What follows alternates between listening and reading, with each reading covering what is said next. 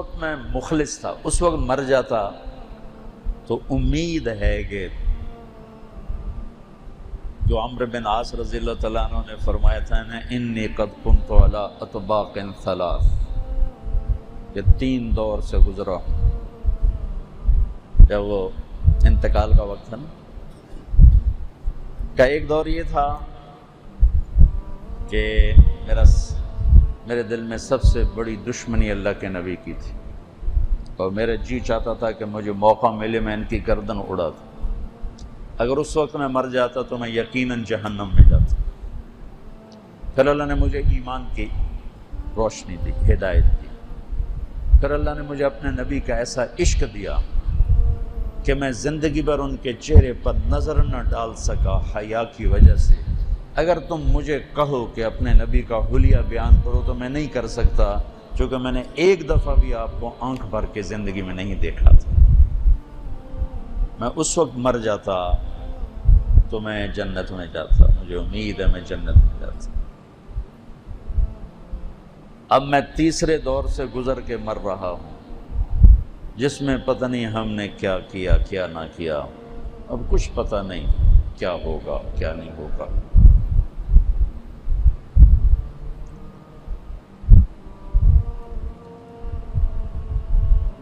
تو انہوں نے ایک دعا مانگی، وہ دعا میں روز مانگتا ہوں، روز مانگتا ہوں۔ اللہم لا بریء فاعتذر،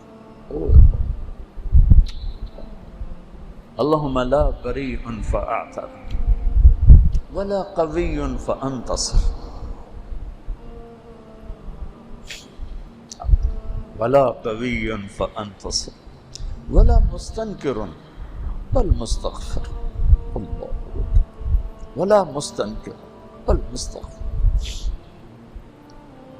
اللہم لا بریء فاعتذر ولا قوی فانتصر ولا مستنکر بل مستغفر، لا الہ الا اللہ۔ یہ کہتے کہتے روح پرواز کرتا۔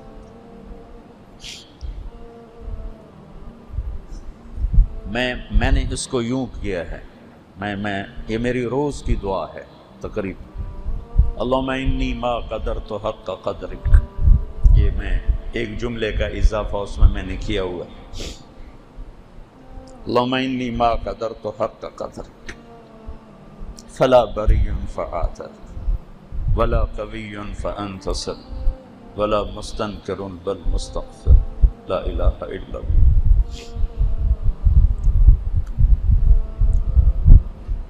ایک دور میرے اوپر وہ تھا جب میں کالج میں ناچتا بھی تھا، گاتا بھی تھا۔ میں اس وقت مر جاتا، میں سیدھا جہنم میں جاتا۔ پھر ایک دور وہ میرے اوپر گزرا جو تمہیں سنا رہا ہوں۔ میں اپنے آپ کو بھی نہیں جانتا تھا، مجھے کس نے جاننا تھا۔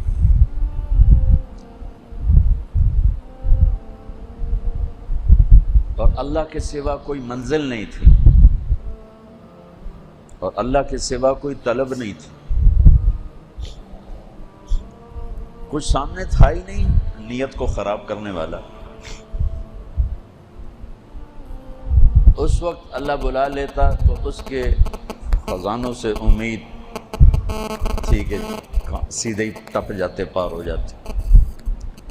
اب یہ تیسرا دور ہے، اس میں شہرت، واہ واہ، پتہ نہیں انجام کیا ہوگا، مجھے نہیں پتہ۔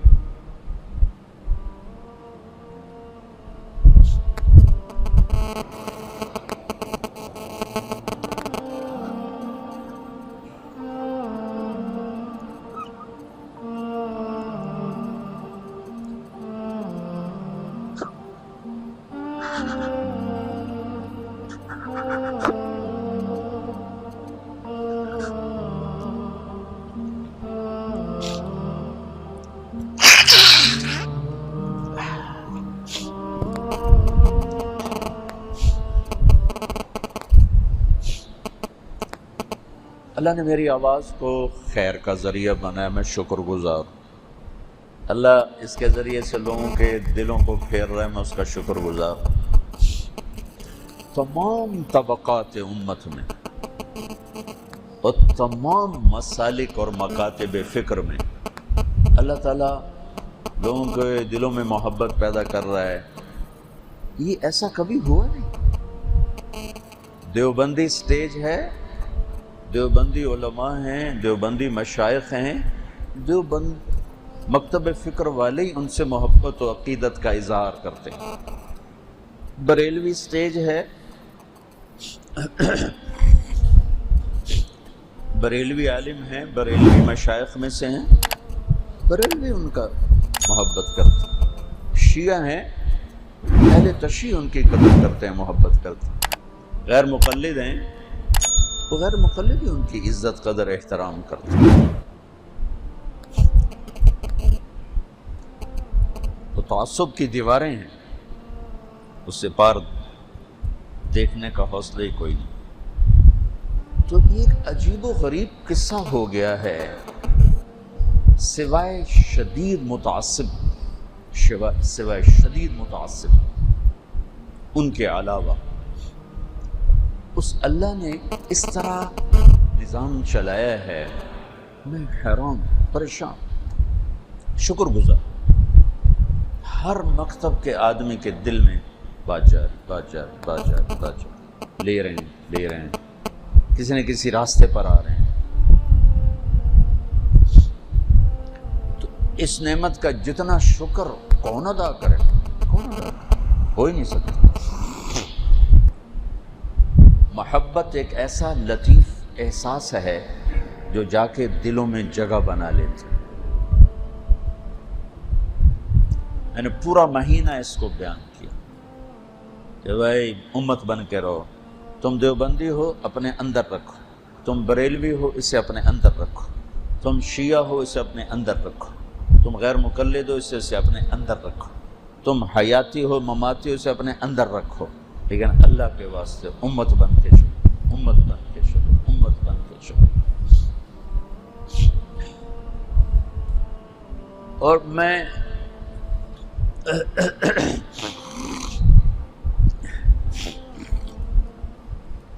سمجھتا ہوں، میرا خیال ہے کہ جو میرے دل میں اللہ نے سب کی محبت ڈال دی، مجھے کسی سے نفرت کوئی نہیں. ایک روایت آپ نے سنی ہے نا، المسلم من سلم المسلمون من لسانہ و یدہ. رات میں نے روایت پڑھی مسند احمد، ایسے اپنے اب پڑھنا تو ختم ہو گیا، کتاب ایسے الٹ پلٹ کے دیکھ رہا تھا تو مسند احمد کی روایت، المسلم من سلم الناس من لسانہ و یدہ. من سلم الناس، المسلمون نہیں کہا، الناس، وہ صحیح حدیث ہے.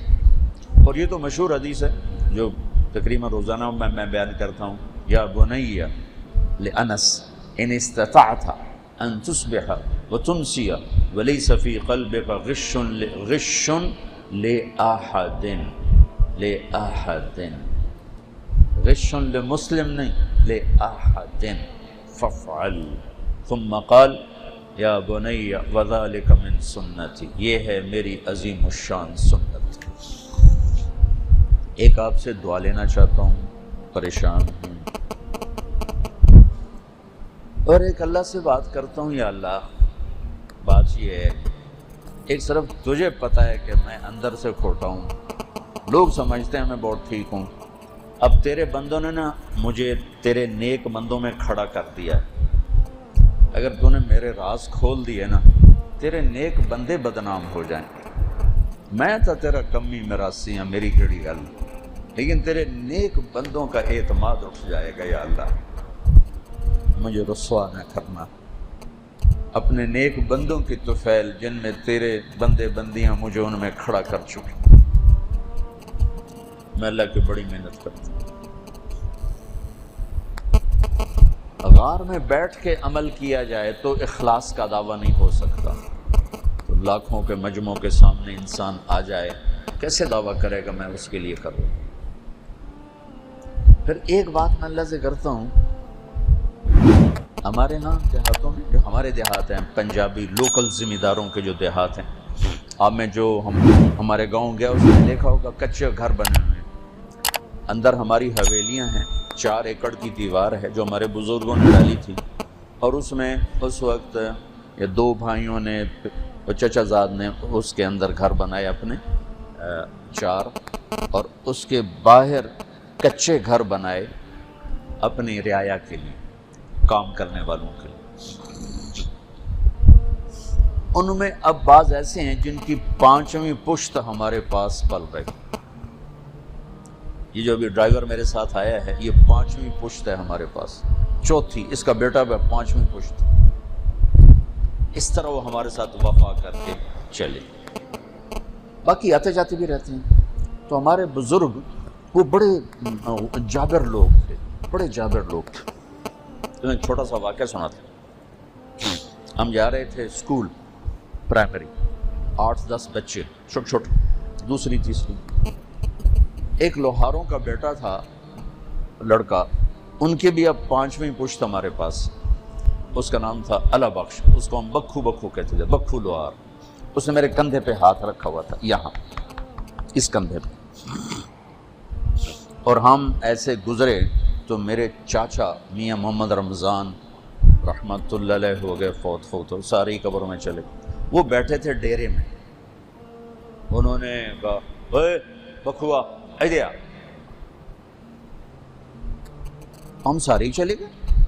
تو پتہ نہیں چاچا کی آدھا ہے، چھوٹ چھوٹ میرے خیال ہے 8-9 سال کی عمر ہوتی۔ تو انہیں جوتا اٹھایا اور اس کو مارنا شروع کیا، بے رحمی کے ساتھ، اتنی بے رحمی کے ساتھ کہ میرے دل میں اپنے چاچا کی نفرت پیدا ہو گئی۔ کیا کر رہا ہے؟ وہ مارے جا رہا ہے، کچھ بھی نہیں کر رہا، مارے جا رہا ہے۔ خود ہالیو میاں ہوئے ہالیو معافی دے، مار مار مار۔ آخر میں کیا کہا؟ تو سردار دے موڈے تے ہاتھ رکھنا ہے کمی ہو کے۔ کیا کہا؟ تو کمی ہو کے سردار دے موڈے تے ہاتھ رکھنا ہے۔ اس نے میرے کندھے پہ ہاتھ رکھا ہوا تھا۔ یہ ہمارا کلچر تھا۔ ہر دوسرے تیسرے دن میرے باپ نے کسی کو گرایا ہوتا تھا اور مار مار مار اس کا حشر خراب کیا ہوتا تھا۔ اپنے بچپن میں دیکھا، جب وہ کسی پہ ناراض ہو جاتے زیادہ تو کہتے مطلب اس کو گاؤں سے نکال دو، اس کو گاؤں سے نکال دو اور اس کا سامان اٹھوا دو اور اس کو یہاں سے کہو یہ نکل جائے۔ پھر وہ آ کے پاؤں پڑتا، محنت کرتا، میاں میں کتھے جاواں، میرے کو تا کوٹھا ہی کوئی نہیں، میرے کو تا چھت ہی کوئی نہیں۔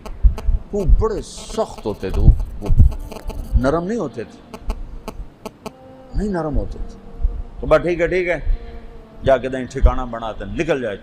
پھر کہتا میاں مینوں 8,000 دیں مہلت دے، میں کدائیں کسی کو کوٹھا مانگ لیں تو مڑ میں لگا جاساں۔ ہاں، اس کے لیے 2 لفظ استعمال کیے جاتے تھے، یہ میں نے آپ کو پس منظر بتایا۔ اب یہ ایک ہوتا مڈی، ایک ہوتا ہے بھانڈا۔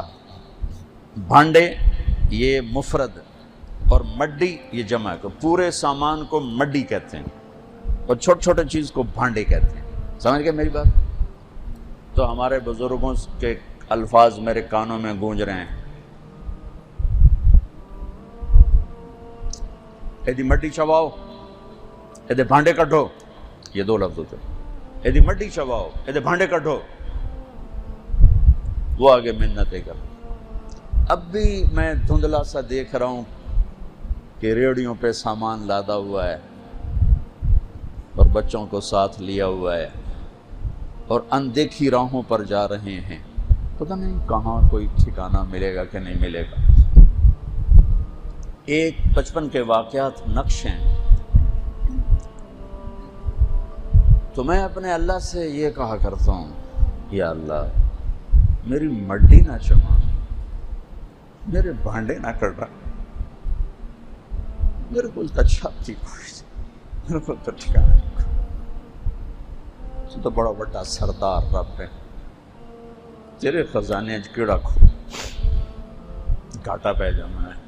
پھر میرے یا نکمے نہ میں ٹور چھڑیں، میرے بھانڈے نہ کٹ چما، میری مڈی نہ چما، میرے بھانڈے نہ کٹاویں یا اللہ، میرے کو تو ٹھکانا ہی کوئی نہیں۔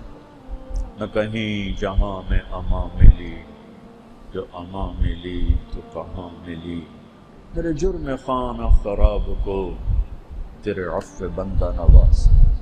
کون ہے؟